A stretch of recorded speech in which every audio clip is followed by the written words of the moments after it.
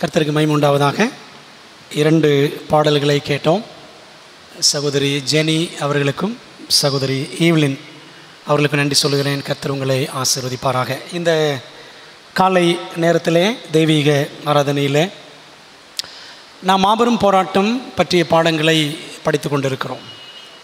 இன்றைக்கு இந்த மாபெரும் போராட்டம் தொடர் வரிசையில் 18வது பாகம் பாடத்தை படிக்க போகிறோம். என்ன தலைப்பில் படிக்கிறோம் அப்படின்னா, அந்தி கிறிஸ்துவின் இரகசிய சங்கங்கள். அந்தி கிறிஸ்துவின் இரகசிய சங்கங்கள், ஆன்டி கிரைஸ்ட் சீக்ரெட் சொசைட்டிஸ் என்ற தலைப்பில் படிக்க போகிறோம். இந்த தலைப்பில் யாருமே பேச மாட்டாங்க, சரிங்களா? ஆனால் வால்டர் வெய்த்னு ஒருத்தர், வால்டர் வெய்த் நம்முடைய சபையை சேர்ந்த ஒரு நபர், கேத்தலிக்கிலிருந்து கன்வெர்ட் ஆகி நம்ம சர்ச்சுக்கு வந்தவர், ஒரு பெரிய ப்ரொஃபஸர். அவர் இதை குறித்து நிறைய பேசியிருக்கிறார். ஆனால் பொதுவாக பேசப்படாத, பேசுவதற்கு பயப்படுகிற ஒரு தலைப்பு இது. ஆனால் நாம் இதை படிக்கணும், படித்து தான் ஆக வேண்டும், சரிங்களா? ஆகவே இன்றைக்கு நம்ம அதை கற்றுக்கொள்ள போகிறோம். வெளிப்படுத்தல் 2ஆம் அதிகாரம் 24-25 சொல்லுகிறது, தியத்தீராவிலே இந்த போதகத்தை பற்றி கொள்ளாமலும் சாத்தானுடைய ஆழங்கள் என்று அவர்கள் சொல்லுகிறார்களே, அந்த ஆழங்களை அறிந்து கொள்ளாமலும் இருக்கிற மற்றவர்களாகிய மீதமானவர்களாகிய உங்களுக்கு நான் சொல்கிறதாவது, உங்கள் மேல் வேறொரு பாரத்தையும் சுமத்த மாட்டேன், உங்களுக்கு உள்ளதை நான் வருமளவும் பற்றி கொண்டிருங்கள். தியத்தீரா சபை 4வது திருச்சபை, 7 சபைகளில். அந்த 1260 ஆண்டுகள் காலகட்டத்தில் இருந்த சபை தான் தியத்தீரா சபை. இருண்ட காலம். அந்த காலத்தில் தான் சாத்தானுடைய ஆழங்கள், depths of Satan, deep things of Satan அப்படின்னு நாம் படிக்கிறோம், சரிங்களா? அது என்ன அப்படின்றதான் படிக்க போகிறோம். பரலோகத்தில் முதல் இடத்தையும் முக்கியத்துவத்தையும் தேடின லூசிஃபர் தன்னுடைய தூதர்களுடன் என்ன செய்கிறான்? தேவ குடும்பத்தினால் வெளியேற்றப்பட்டான். ஆண்டவர் வெளியே தள்ளிடுறார். அப்படி தள்ளப்பட்டவன் தொடர்ந்து ஏவாளை மட்டுமல்ல, ஏராளமான ஜனங்களை யோங்கள் நெடுகிலும் ஏமாற்றினான். கிறிஸ்துவின் சிலுவை மரணம் முதல் தனக்கு கொஞ்ச காலம் மட்டுமே என்று அவன் உணர்ந்து இன்னும் தீவிரமாக செயல்பட ஆரம்பித்தான். கிறிஸ்துவை அவனால் அழிக்க முடியல. ஆண்டவர் வந்தார், வாழ்ந்தார், ஊழியம் செஞ்சார், மரித்தார், உயிரோடு எழுந்தார், பரலோகத்துக்கு போயிட்டார். அவரை அழிக்க முடியாமல் போகவே கிறிஸ்தவர்களை முதல் நூற்றாண்டுகளில் வெளிப்படையாக ரோமாபுரி மூலம் சாத்தான் ஒடுக்கினான், சித்திரவதை செய்தான். ஆனால் உபத்திரவத்தால் சபைகள் உருக்குலையும் என நினைத்தவனுக்கு பெரிய ஏமாற்றம், சபைகள் இன்னும் பெருக ஆரம்பித்தன. ஆக வேறொரு தந்திரம் செய்யலாமே என்று சத்ரு யோசித்தான். இப்போ ஒரு கேள்வி, நீங்கள் பிசாசா இருந்தா அல்லது நான் பிசாசா இருந்தா என்ன செஞ்சிருப்பேன்? எப்படி இந்த கிறிஸ்தவர்களை அழிக்கலாம் அப்படின்னு யோசிக்கணும். என்ன செய்தான் சாத்தான்? என்ன செய்தான் என்றால், மரண பயத்தை கொடுத்தால் மனம் மாறி விடுவார்கள் என்ற எதிரியின் எண்ணத்திலே மண் விழுந்தது. மேசியாவின் மரணத்தின் மீது இயேசு கிறிஸ்து மரித்தார், அவர் உயிரோடு எழுந்தார், வெற்றி பெற்றார். அந்த வெற்றியினாலே நாங்களும் மரணத்தை ஜெயிப்போம்னு சொல்லிட்டு என்ன பண்ணாங்க? லட்சக்கணக்கானவர்கள் தங்களை உயிரை கொடுத்தாங்க ஆண்டவருக்காக. அப்போ மரணத்தையும் ஜெயித்தார்கள். மரணத்துக்கு அதிகாரியான பிசாசையும் எபிரேயர் 2:14 சொல்லியிருக்கு. மரணத்திற்கு அதிகாரியான பிசாசு, அவனையும் ஜெயித்தார்கள். அன்பானவர்களே, நேரடி தாக்குதலை நிறுத்துவேன், மறைமுகமாக தாக்குதலை தொடருவேன் என்று சதிகாரன் சாத்தான் தன் மனதின்படியே இன்னொரு கிறிஸ்தவ சபையை தனக்கென்று தொடங்கினான். அவனுக்குன்னு ஒரு சர்ச்சை தொடங்கினாங்க. அதான் என்ன சபை? ரோம சபை, ரோமன் கத்தோலிக்க சபை. அதன் வழியாக அவன் என்ன செய்து வருகிறான், இனி என்ன செய்ய போகிறான் என்று தீர்க்க தரிசனங்கள் வழியாக நாம் கற்றுக்கொள்ள வேண்டும். அன்பானவர்களே, நம்ம நினைக்கலாம் வாரம் இதே தான் வருதே அப்படின்னு நினைக்கலாம். ஆனால் 13 நூற்றாண்டு கால பாடங்களை நம்ம படிக்கணும்ல, சுருக்கமாக தான் படிக்கிறோம். இந்த நாளில் நாம் அதை குறித்து தான் அந்த கிறிஸ்துவின் 1260 வருட உபத்திரவன் படித்தோம். இப்போ அந்த கிறிஸ்துவின் ரகசிய சங்கங்கள் அப்படின்னு படிக்க போகிறோம்.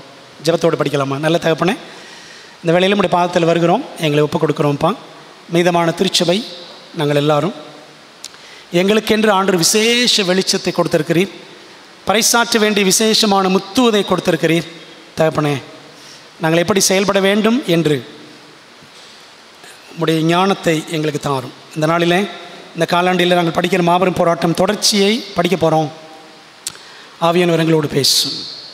எங்களுடைய சிந்தைகளை வசனத்துக்கு நேராக, பரலோகத்துக்கு நேராக, இயேசுவுக்கு நேராக திருப்பும். கர்த்தாவை சொல்லும்படியார்கள் கேட்கிறோம். நீர் பெருகவும் நாங்கள் சிறுகவும் உதவி செய்யும். இயேசுவின் மூலம் ஜெபிக்கிறோம் நல்ல பிதாவே, ஆமென். தீர்க்க தரிசனம் சொல்லுகிறது, நான் கைம்பெண் அல்ல, நான் ராஜஸ்திரீ. I am not a widow but a queen. யார் சொல்கிறா? கத்தோலிக்க சபை அப்படி சொல்லுதான். எங்கே இருக்குது? வெளிப்படுத்தலில் நம்ம அதை வாசிக்கிறோம். சாத்தான் தனது கிறிஸ்தவத்தின் மூத்த பிள்ளையாக, கத்தோலிக்கத்தின் மூத்த பிள்ளையாக கொனஸ்தாந்து ராயனை அவன் கொண்டு வந்தான். முதல் ரோம கிறிஸ்தவ சக்கரவர்த்தி அவன்தான். அவன் அஞ்ஞான வழிபாட்டு முறைகளை சபைக்குள்ளே புகுத்தினான். உடன்படாதவர்கள் விலகிச் சென்றார்கள், பலர் உயிரையும் கொடுத்தார்கள். காலம் செல்ல செல்ல மெய் கிறிஸ்தவமே ஏறக்குறைய இல்லை, மெய் கிறிஸ்தவமே இல்லாமல் போச்சு என்ற ஒரு நிலைமை ஏறக்குறைய உருவானது. ஆனால் பரலோகம் சில ஜாம்பவான்களை எழுப்பியது. யார் அந்த ஜாம்பவான்கள் என்றால், ஜான் விக்லிஃப், ஜானஸ், ஜெரோம், மார்ட்டின் லூத்தர், இப்படி நிறைய சீர்திருத்தவாதிகளை தேவன் எழுப்பினார். அக்டோபர் 31, 1517 வருஷம் ஜெர்மனியில் சகல பரிசுத்தவான்களின் ஆலயத்தில், ஆல் செயின்ட்ஸ் சர்ச் கதவில் 95 கொள்கைகளை மார்ட்டின் லூத்தர் அடித்து மாட்டினார். மாதா சபைக்கு அது மரண அடியாக மாறியது. லட்சக்கணக்கானவர்கள் கத்தோலிக்கத்தை விட்டு என்ன செஞ்சாங்க? சீர்திருத்த கிறிஸ்தவத்துக்கு, பைபிளை பின்பற்றும் சபைக்கு அவர்கள் மாறினார்கள். போப்பு மார்க்கத்துக்கு சீர்திருத்தம் மார்ட்டின் லூத்தர் பண்ணார்ல, அதான் முதல் மரண அடி. ரெண்டாவது மரண அடி பிரெஞ்சு ரெவல்யூஷன், பிரெஞ்சு புரட்சி அப்படின்னு நம்ம படித்தோம் 6வது ஓய்வு நாள் பாடத்தில். சரிங்களா? அன்பானவர்களே, இந்த சீர்திருத்தத்தின் செயல்பாடுகளால் போப்பியமே திகைத்து திக்கு முக்காடியது. சீர்திருத்தத்தின் மூலம் கத்தோலிக்கர்களை இழந்தாலும் அந்த சபை சொல்லுதான், நான் கைம்பெண் அல்ல, நான் விடோ கிடையாது. ஐ am not a widow, I am a queen. வெளிப்படுத்தல் 18 7ஆம் வசனத்தில் நாம் அதை வாசிக்கிறோம். நான் ராஜஸ்திரீ என்று அந்த சபை சொல்லுது. நான் ராஜஸ்திரீயாக விற்றிருக்கிறேன் என்று மமதை கொண்ட மகாவேசி மாற்று ஏற்பாடுகள் வழியாக என்ன செய்யுதுன்னு பார்த்தீங்கன்னா, சீர்திருத்த இயக்கத்தை ஒடுக்குவதற்கான தீர்மானங்களை ட்ரெண்ட் ஆலோசனை சங்கத்தில் 1545 63 வரைக்கும் 18 ஆண்டுகளில் தீர்மானங்களை நிறைவேற்றியது. அதன் அடிப்படையில் தான் இயேசு சங்கம் தீவிரமாக செயல்பட ஆரம்பித்தது அப்படின்னு பார்த்தோம். சரிங்களா? இயேசு சங்கம் பற்றி நம்ம படித்தோம். ஏன் இப்படிலாம் செயல்படுது அப்படின்னா, தான் இழந்த கத்தோலிக்க பிள்ளைகளை, நாடுகளை கைப்பற்றி மீண்டும் ராணி ஆவதற்காக அல்லது ராஜா ஆவதற்காகத்தான். பிரியமானவர்களே, என்ன கொண்டாந்துச்சு? ட்ரெண்ட் ஆலோசனை சங்கத்தில் இயேசு சங்கத்தை தீவிரப்படுத்தியது. அந்த இயேசு சங்கத்துடைய முக்கியமான ஒரு சிம்பலில் இது ஒன்று. சரிங்களா? இயேசு சங்கத்தின் நோக்கமும் திட்டங்களும், purpose and plans of the Jesuits. இது யார் தொடங்கினதுன்னா, இக்னேஷியஸ் லயோலா என்பவர் ஸ்பெயினை சேர்ந்த தீவிரமான ஒரு கத்தோலிக்கர். லூத்தர் பிறந்த அதே காலகட்டத்தில் இவரும் பிறந்தார். சரிங்களா? அந்த படம் அவர் தான். மரியாளின் போர் வீரனாக விளங்க தீர்மானித்தவர். தினம் என்ன செய்வாராம்? தினம் 7 மணி நேரம் முழங்காலிலே நிற்பாராம். 3 முறை கசையடி தனக்கு தானே கொடுத்து கொண்டார். 30 தடவை கன்னிமரியாளை பார்த்துருக்கிறாராம். சரிங்களா? இயேசுவையும் திருப்பலி பூசையில் பார்த்துருக்கிறாராம். அந்த இயேசு யார் அப்படின்னா, வேறொரு இயேசு. பவுல் சொல்லுவார்ல, வேறொரு இயேசு என்று தான் 2 கொரிந்தியர் 11:4 வாசிக்கிறோம். வேறொரு இயேசு. பைபிள் சொல்கிற இயேசுவை அவர் பார்க்கல. சீர்திருத்த கிறிஸ்தவத்தை எதிர்க்க வேண்டும் என்று சொல்லி அவர் என்ன பண்ணுறாரு? கல்வி மற்றும் கடும் பயிற்சிகள் மூலமாக தன்னை தகுதிப்படுத்தி கொண்டார். இத்தனைக்கும் அவர் ஒரு கால் அவருக்கு இருக்காது. லயோலாவுக்கு ஒரு யுத்தத்தில் ஒரு காலை இழந்துட்டார். ஆகஸ்ட் 15, 1534 வருஷம் 9 பேர் கொண்ட ஒரு சிறிய சேனை, லிட்டில் ஆர்மி, பாரிஸில் இயேசு சங்கமாக உருவானது. 1540 போப் 3ஆம் பால் தலைமையில் இயேசு சங்கம் அதிகாரப்பூர்வமாக அது நிறுவப்பட்டது. இதுதான் இந்த இயேசு சங்கம் தான் கத்தோலிக்கத்தினுடைய மிக பிரதானமான மிகப்பெரிய சங்கம், ரகசிய சங்கம்.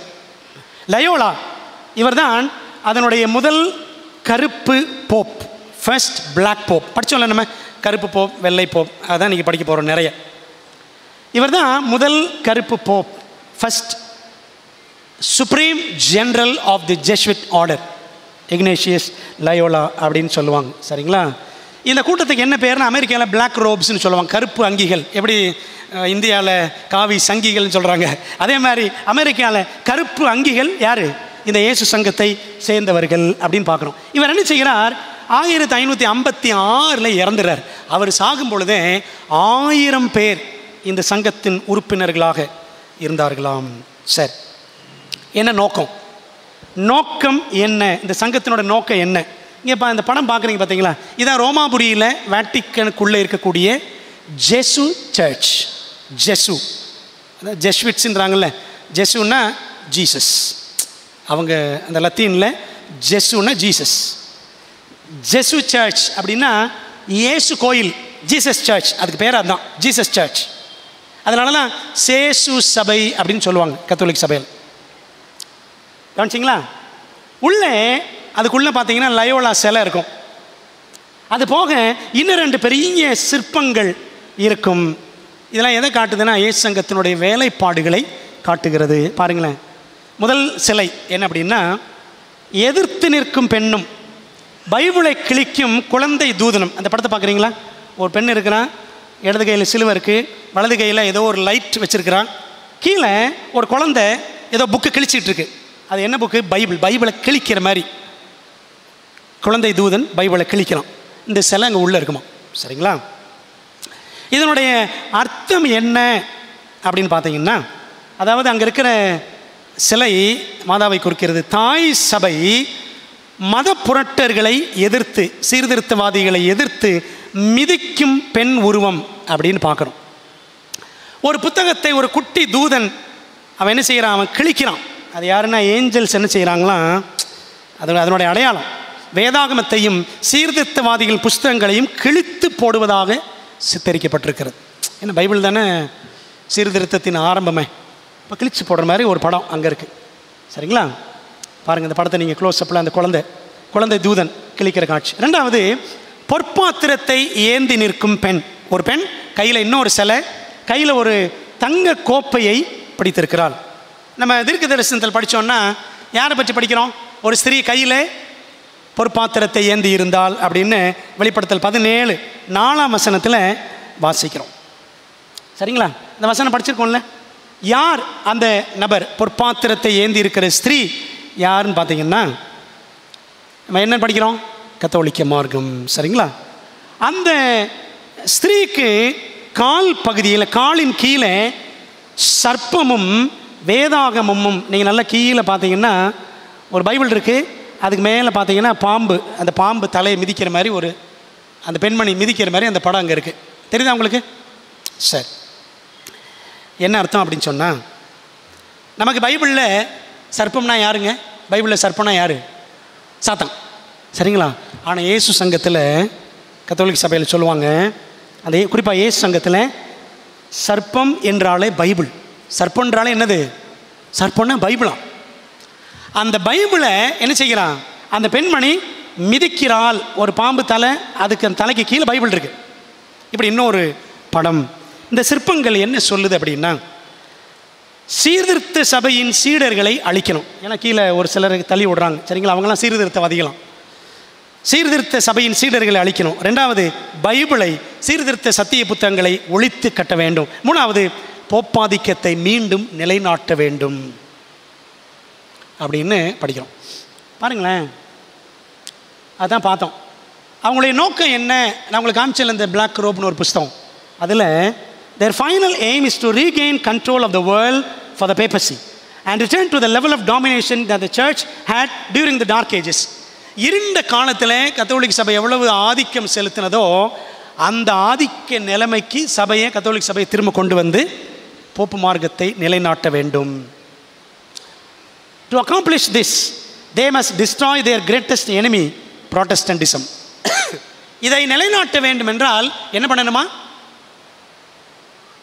இந்த கத்தோலிக்கத்தின் எதிரி எது? சீர்திருத்த சபை. இந்த சபையை ஒழிக்கணும். இதான் அவர்களுடைய பிரதானமான நோக்கம் அப்படின்னு சொல்லிட்டு இந்த படங்கள் வழியாக, இந்த சிலைகள் வழியாக நம்ம என்ன செய்கிறோம்? தெளிவாக பார்க்குறோம். இதுதான் இந்த இயேசு சபைக்குள்ளே ரோமாபுரியில் வச்சுருக்கிறாங்க. பாருங்களேன், இந்த இயேசு சங்கம் இப்போ நோக்கம் பார்த்தோம். செயல்பாடுகள் என்னென்ன செயல்பாடுகள் நம்ம ஏற்கனவே படித்தோம். 1580 என்ன கொண்டு வந்தாங்க? ரகசிய வருகை. சரிதானே? அந்த கொள்கையை கொண்டு வந்தாங்க. அதான் இன்றைக்கி எல்லா சபைகளையும் பரவி இருக்குது. ரகசிய வருகை, இயேசு கிறிஸ்து ரகசியமாக வருவார் என்ற ஒரு பொய் கொள்கை. சரிங்களா? அதை இயேசு சங்கம் தான் கொண்டாந்துச்சு. ரெண்டாவது 1582 இந்த இயேசு சங்க பைபிள், ஜெசுவிட் சங்க பைபிளை அவர்கள் கொண்டு வந்தார்கள்.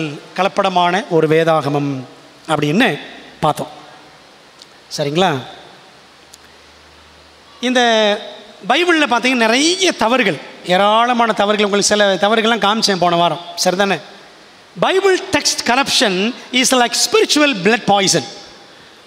வேதவசன சீர்குலைப்பு என்பது ஆவிக்குரிய இரத்தத்தில் விஷம் கலப்பது போன்றது. சரிங்களா? புது யுக மொழிபெயர்ப்புகளை இந்த இயேசு சங்கம் கொண்டு வந்தது. அது அப்படியே இன்னும் செயல்படுத்தி கொண்டிருக்கிறது அப்படின்னு பார்க்குறோம். மாணவர்களே, சரித்திரத்தில் சில சம்பவங்கள், மறக்க முடியாத சில சம்பவங்களை இந்த இயேசு சங்கம் நிறைவேற்றி இருக்கிறது. 2 சம்பவங்களை நம்ம பார்க்க போகிறோம். ஒரு சம்பவம் என்ன அப்படின்னா, புனித பர்தலோமேயு நாளின் படுகொலை, செயின்ட் பர்தலோமேயு மசாக்கர். அந்த பிரெஞ்சு புரட்சி படித்தோம் பார்த்தீங்களா? அந்த பிரான்ஸ் நாட்டில் இருந்த உண்மை கிறிஸ்தவர்களுக்கு பேர் ஹியூகனாட்ஸ். சரிங்களா? ஹியூகனாட்ஸ் என்று பெயர், சீர்திருத்த கிறிஸ்தவர்கள். பிரான்ஸில் நல்ல பேரும் புகழும் பெற்றவர்கள், நாட்டின் பொருளாதார வளர்ச்சிக்கு மிகவும் செல்வாக்கு உள்ளவர்கள் ஹியூகனாட்ஸ். இந்த கர்த்தருக்கு பயந்த கிறிஸ்தவர்கள், பிரான்சின் சீர்திருத்த கிறிஸ்தவர்கள். அப்போ அவர்களுடைய வளர்ச்சி ரோமாபுரிக்கு அச்சுறுத்தலாக இருந்தது. சரிங்களா?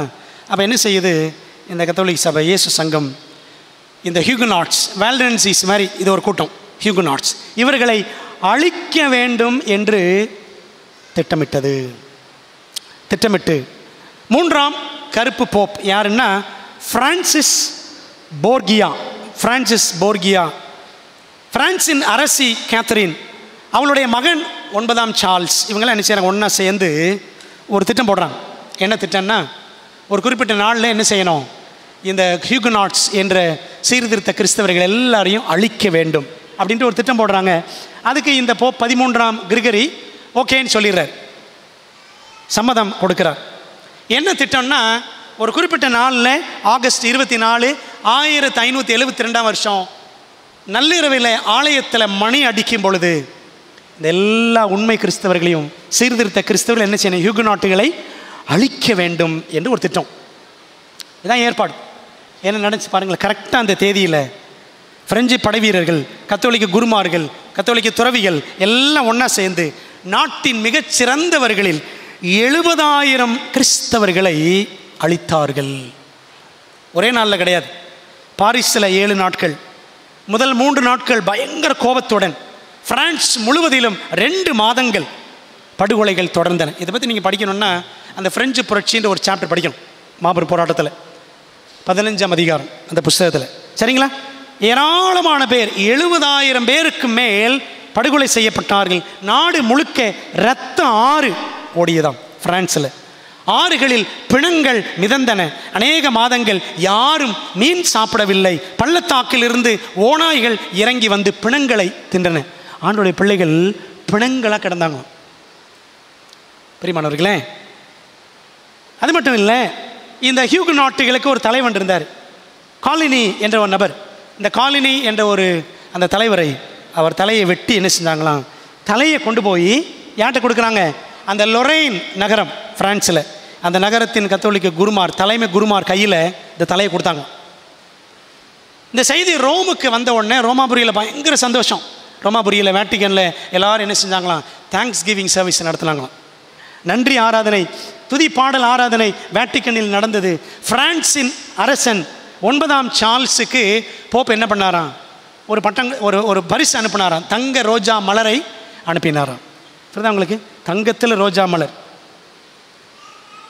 இவ்வளோ பேரை கொன்னதுக்கு தங்கத்தில் ரோஜா மலர் அப்படின்னு ஒரு பரிசு கொடுத்தாராம். அன்பானவர்களே, எலன் ஒயிட் அம்மையார் இந்த பிரெஞ்சு புரட்சி பற்றி எழுதும் பொழுது, பர்தலோமியோ படுகொலை பற்றி எழுதும் பொழுது சொல்கிறாங்க, கொடுங்குற்ற பட்டியலிலும் கொடுமையானதாக 2 நூற்றாண்டுகள் எல்லாம் செய்யப்பட்ட மிக பயங்கர பேய்த்தனமான செயல் இது.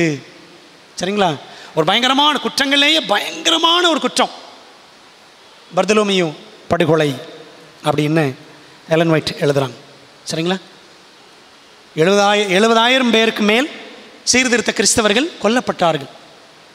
இது ஒரு முக்கியமான சம்பவம். சரிங்களா? ரெண்டாவது என்னென்னா, வெடிமருந்து சதி திட்டம். போன வாரம் படித்தோம், கன் பவுடர் பிளாட். போன வாரம் படித்தோம், டீட்டெயிலாக படித்தோம். ஜெர்மனிக்கு அப்புறம் இங்கிலாந்து தான் சீர்திருத்த இயக்கத்தின் மையமாக மாறியது. அங்கே சீர்திருத்த இயக்கத்தையும் புராட்டஸ்டன்ட் அரசன் ஜேம்ஸ் மற்றும் புராட்டஸ்டன்ட் மந்திரிகள், பாதிரிமார்கள் எல்லாரையும் அழித்தொழிக்கணும்னு சொல்லிட்டு, அழிச்சிட்டு கத்தோலிக்க ஆட்சியை ஏற்படுத்தணும்னு சொல்லிட்டு இந்த வெடிமருந்து சதி திட்டம் போன வாரம் படித்தோம். ஞாபகம் இருக்குங்களே? கை ஃபாக்ஸ். இன்றைக்கி இங்கிலாந்தில் ஒரு குறிப்பிட்ட தேதியில் வருஷம் நிச்சயம் வாங்கலாம், கை ஃபாக்ஸ் டே அப்படின்னு கொண்டாடுவாங்களாம். ராத்திரி இந்த கை ஃபாக்ஸ் மாதிரி ஒரு பொம்மை செஞ்சு எல்லாம் எரிப்பாங்களாம். ஆனால் எதுக்குன்னு நிறைய பேருக்கு தெரியாது. புரியுதா உங்களுக்கு? பிரியமானவர்களே, இந்த கை ஃபாக்ஸ் என்ன பண்ணா? ஜேம்ஸ் அரசன் அந்த பைபிளை கொண்டு வரக்கூடாதுன்னு சொல்லி வெடிமருந்து சதி திட்டம், ஜேம்ஸ் பைபிள், அந்த பைபிளுக்கு எதிராகவன் சதி செய்தான் அப்படின்னு பார்க்குறோம். சரிங்களா? இது எப்போ நடந்திருக்கணும்? 1605ஆம் வருஷத்தில் நடந்திருக்க வேண்டிய சம்பவம். ஆனால் அந்த ராஜா டப்ஸ்டர் தெய்வாதீனமாக உயிர் பிழைத்தார் அப்படின்னு படித்தோம். சரிங்களா? வெடிமருந்து சதி திட்டம். அப்போது என்ன பார்த்தோம்னா, இந்த பைபிள் இருக்க கிங் ஜேம்ஸ் பைபிள், இதுதான் ராயல் பைபிள், ராஜரீக பைபிள். அதாங்க வேர்ட் ஆஃப் காட், தேவனுடைய வார்த்தைனா அதுதான் ஆங்கிலத்தில் கிங் ஜேம்ஸ் பைபிள். சரிங்களா? இதெல்லாம் பகிரங்கமாக செஞ்சிச்சு. 70,000 பேரை கொலை பண்ணாங்க பிரான்ஸில். கன் பவுடர் பிளாட், வெடிமருந்து சதி திட்டம் இங்கிலாந்தில், இதெல்லாம் எல்லாருக்கும் தெரிய வந்துச்சு. அப்போ என்ன நடக்குதுன்னா, இந்த இயேசு சங்கம் இப்படிலாம் செய்கிறதே, இதை என்ன செய்யணும்? ஒழிச்சு கட்டணும்னு சொல்லி எதிர்ப்புகள் கிளம்ப ஆரம்பித்தன. என்னெல்லாம் செய்கிறாங்க? சூழ்ச்சிகள், ராஜ கொலைகள், இனப்படுகொலைகள், இதெல்லாம் செஞ்சிச்சு இயேசு சங்கம். எதுக்காகன்னா, அரசாங்கம் சபைகளை, இந்த சீர்திருத்த சபைகளை கவிழ்க்கணும் என்று சொல்லி 200 ஆண்டுகளாக இந்த இயேசு சங்கம் நிறைய அழிச்சாட்டியங்கள் செய்தது. கத்தோலிக்க நாடுகள் உட்பட 80 நாடுகள்லேருந்து பயங்கரமான எதிர்ப்பு வந்து இந்த இயேசு சங்கத்தை சேர்ந்தவங்களை எல்லாம் துரத்தி விடுறாங்க. சில வெள்ளை போப்புமார்களும் அவர்களை தடை செய்ய தீவிரம் காட்டினார்கள். ஏன்னா அப்படி தீவிரம் காட்டக்கூடாது, 2 பேரும் ஒன்றா வேலை செய்யணும். கருப்பு போப்பும் வெள்ளை போப்பும் ஒன்றா தான் வேலை செய்யணும். ஆனால் சில வெள்ளை போப்புமார்கள் கூட எதிர்ப்பு காண்பித்தார்கள். ஒருத்தர் யாருன்னு பார்த்தீங்கன்னா, போப் 5ஆம் சிக்ஸ்டஸ். இவர் என்ன பண்ணுறாரு? இயேசு சங்கம்னு பேரை வச்சுக்கிட்டு இவ்வளோ அக்கறம் பண்ணுறாங்கன்னு சொல்லிட்டு பேரை மாற்றுவோம் அப்படின்னு நினச்சார். இக்னேஷியஸ் சங்கம் அப்படின்னு பேர் வைப்போம்னு சொல்லி 1590 முயற்சி பண்ணார். என்ன பண்ணாங்க தெரியுமா? கடைசியில் அவர் மர்மமான முறையில் கொண்டுவிட்டாங்க. சரிங்களா? போப் 5ஆம் சிக்ஸ்டஸ் கொண்டுட்டாங்க. 2வது போப் 13ஆம் கிளமெண்ட், இவர் என்ன செய்கிறாரு? இயேசு சங்கத்தை கலைக்கணும் அப்படின்னு முயற்சி பண்ணார். 1769 பிப்ரவரி 2ஆம் தேதி இவரை விஷம் வைத்து கொன்றார்கள் ஜெசுட்ஸ். 3வது போப் 14ஆம் கிளமெண்ட், இவர் தாங்க 1773 1773 இந்த இயேசு சங்கத்தை கலைத்தவர். இவர் தான் கலைச்சார். இவங்க ரொம்ப அக்கறம் பண்ணுறாங்க அப்படின்ட்டு அந்த ஆணையில் கையெழுத்து போடும் பொழுது அவர் சொன்னாராம், எனது மரண பத்திரத்திற்கு நானே கையெழுத்து போடுகிறேன். I am signing my own death warrant. நான் அந்த சங்கத்தை கலைச்சேன்னா என்னை கொண்டுருவாங்க அப்படின்னு சொல்லி அவரே பயந்துக்கிட்டு தான் கையெழுத்து போட்டாராம். கடைசியில் அவரையும் விஷம் வச்சு கொண்டுட்டாங்க. சரிங்களா பிரியமானவர்களே? இப்படி நிறைய பேர் அடுத்து கொல்லப்பட்டார்கள் அப்படின்னு சரித்திரம் சொல்லுது. இன்னொரு நபர் யாருன்னா போப் 11ஆம் பயஸ். போப் 11ஆம் பயஸ், அவர் பேர் இங்கே படம் போடல். 2ஆம் உலக போருக்கு முன்னாடி, சரிங்களா, ஹிட்லர், முசோலினி படிச்சிருக்கோம்ல, ஹிட்லர் ஜெர்மனியின் சர்வாதிகாரி, முசோலினி இத்தாலியின் சர்வாதிகாரி. இவர்கள் பயங்கரமாக தீவிரமாக ஆயத்தம் பண்ணிட்டு இருந்தாங்க 2ஆம் உலக போருக்கு. அப்போ அந்த போப் 11ஆம் பயஸ் என்ன பண்ணாராம், இந்த ஹிட்லரையும் முசோலினியும் குற்றப்படுத்தி அவங்க நிறைய சதி திட்டம் பண்ணுறாங்கன்னு சொல்லிட்டு ஒரு டாக்குமெண்ட் ரெடி பண்ணாராம். டாக்குமெண்ட் ரெடி பண்ணி நான் என்ன செய்யணும், இதை ரோமாபுரியில் இருக்கிற எல்லா பிஷப்புகளையும் வர வச்சு அவங்களுக்கு நான் வாசிக்கணும். பிப்ரவரி 12, 1939 வாசிக்கணும் அப்படின்னு இருந்தார். அவர் வாசித்திருந்தால் 2ஆம் உலக போர் நடந்திருக்காது. கவனிச்சிங்களா? ஆனால் என்ன தெரியுமா, அவர் அதை வாசிக்கிறதுக்கு 48 மணி நேரத்திற்கு முன்னாடியே அவர் மர்மமான முறையில் போப் 11ஆம் பயஸ் கொல்லப்பட்டார். அவர் டாக்டர்கிட்ட கேட்டாராம், சரிங்களா, இந்த போப் டாக்டர்கிட்ட கேட்டாராம், இவருக்கு ஏதோ மர்மமான முறையில் ஒரு பிரச்சனை வந்துருச்சு உடலில். அவர் சொன்னார் டாக்டரை பார்த்து, டாக்டர் இன்னும் 48 மணி நேரம் என்னை எப்படியாவது உயிரோட வச்சுருங்க. பிப்ரவரி 10ஆம் தேதி சொல்கிறார், நான் இந்த ஆவணத்தை வாசிக்கணும் அப்படின்னு சொல்கிறார். ஆனால் என்ன தெரியுமா, பிப்ரவரி 10, 1939 அவர் இறந்துட்டார். இப்போ 11ஆம் பயஸ். அவர் இறந்து 6 மாதம் கழித்து 2ஆம் உலக போர் ஆரம்பித்தது. 1ஆம் உலக போர், 2ஆம் உலக போர், சரிங்களா? இதுக்கு எல்லாம் ஏதோ சும்மா நடந்துச்சு அப்படின்னு நினைக்கக்கூடாது. பின்னாடி யார் இருக்கா? தேச சங்கம், கத்தோலிக்க சபை. அந்த சபையினுடைய பிரதான சங்கம் அது மூளையாக இருந்து செயல்படுகிறது அப்படின்னு நம்ம சரித்திரத்தில் படிக்கிறோம். வெளிப்படுத்தல் 13 படிக்கிறோம், சாவுக்கேதுவான காயம் அது சொஸ்தம் அடைந்தது அப்படின்னு. வெளிப்படுத்தல் 13, அதன் தலைகளில் ஒன்று சாவுக்கேதுவாய் காயப்பட்டிருக்க கண்டேன், ஆனாலும் சாவுக்கேதுவான அந்த காயம் சொஸ்தமாக்கப்பட்டது. பூமியில் உள்ள யாவரும் அந்த மிருகத்தை ஆச்சரியத்தோடு பின்பற்றினார்கள் அப்படின்னு படிக்கிறோங்க. என்னாச்சு அப்படின்னா 1773 இந்த இயேசு சங்கம் கலைக்கப்பட்டது. ஆனால் என்னாச்சு பாருங்க, 1798 வெள்ளை போப் அவரை என்ன செஞ்சுட்டாங்க, பிரான்ஸ் கைது பண்ணி ஜெயிலில் போட்டுச்சு. அவரும் செத்து போயிட்டார். சாவுக்கு எதுவான காயம், கருப்பு போப்பு அவருக்கும் காயம் உண்டாயிற்று, அந்த அமைப்பும் போச்சு, வெள்ளை போப்பு அமைப்பும் போச்சு. சாவுக்கு ஏதுவான காயம் அதுதான். ஆனால் என்ன நடந்துச்சு அப்படின்னா, போப் 14ஆம் கிளமெண்ட் மூலமாக இந்த போப்பு மார்க்கத்துக்கு பிரான்ஸ் மன்னன் நெப்போலியன் மூலமாக மரண அடி விழுந்தது அப்படின்னு பார்த்தோம்.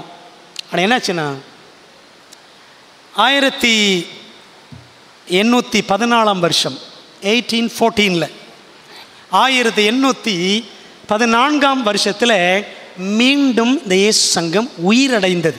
1773 கலைச்சாங்க. ஆனால் 1814 அது மீண்டும் உயிரடைந்தது. பொபையலாம் பயஸ் இயேசு சங்கத்தை அதிகாரப்பூர்வமாக மீண்டும் நிலைநாட்டினார். திரும்ப அந்த சங்கம் என்ன பண்ணுச்சு, வந்துச்சு, தலையெடுத்தது அப்படின்னு பார்க்குறோம்.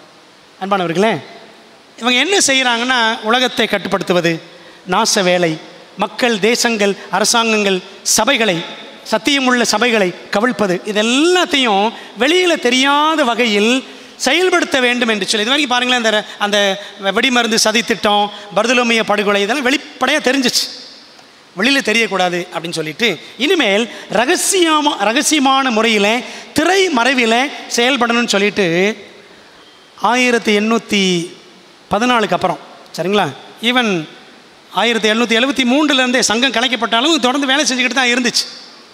பிரியமானவர்களே, தீவிரமாக ரகசிய சங்கங்களை உருவாக்கியது, சீக்ரெட் சொசைட்டிஸ். ஆக்டோபஸ் நமக்கு தெரியும்ல, ஆக்டோபஸ் தமிழில் என் காலி அப்படின்னு 8 கால் இருக்கும், 8 கால், 3 இருதயங்கள், 9 மூளைகள் இருக்குமா ஆக்டோபஸுக்கு, சரிங்களா. இதில் குறிப்பாக நீல வளைய ஆக்டோபஸ் உடம்புல பார்த்தீங்கன்னா நீல நிறத்தில் ரிங்காக இருக்கும், ரவுண்டாக இருக்கும், நீல வளைய ஆக்டோபஸ், பயங்கர விஷம்.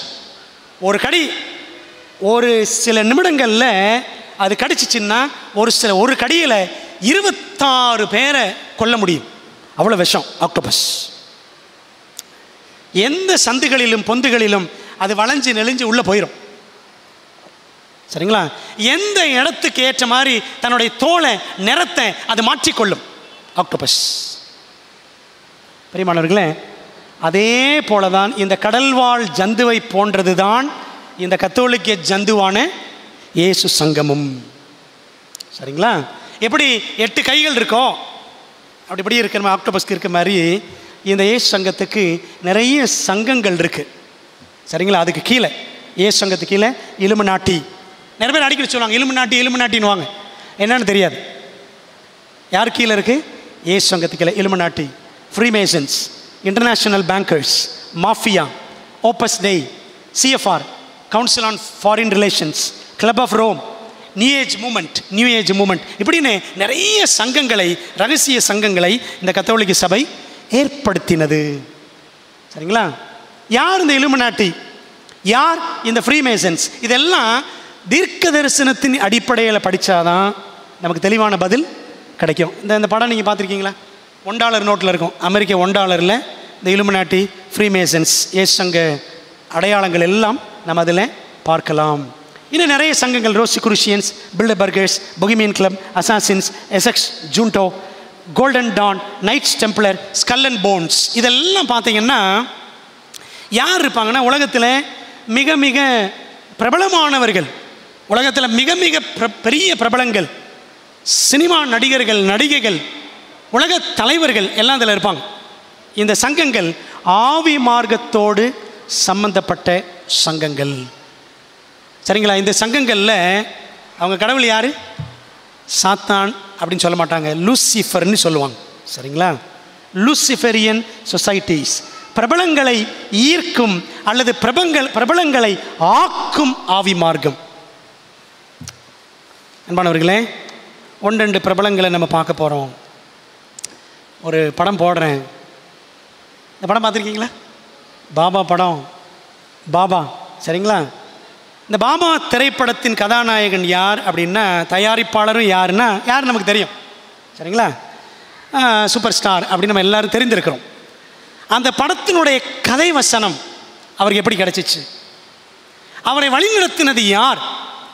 அவர் என்ன சொல்கிறார்? அவரே என்ன சொல்கிறார் அப்படின்னு கேட்கலாமா? நல்லா கவனிங்க. ஒரு வீடியோ போடுறோம். அந்த வீடியோவை நல்லா கவனிங்க, உத்து கவனிங்க. அந்த வீடியோவில் அவர் என்ன சொல்கிறாரு அப்படின்னு நம்ம பார்க்கலாம். இன்றைக்கி நம்ம நிறைய சினிமாக்கள் பார்க்குறோம், சந்தோஷமாக பார்க்குறோம். நிறைய பேய் படங்கள் எல்லாம் பார்க்குறோம். பின்னாடி யார் இருக்கா பார்க்கலாமா? ஓகே, போடுங்கம்மா.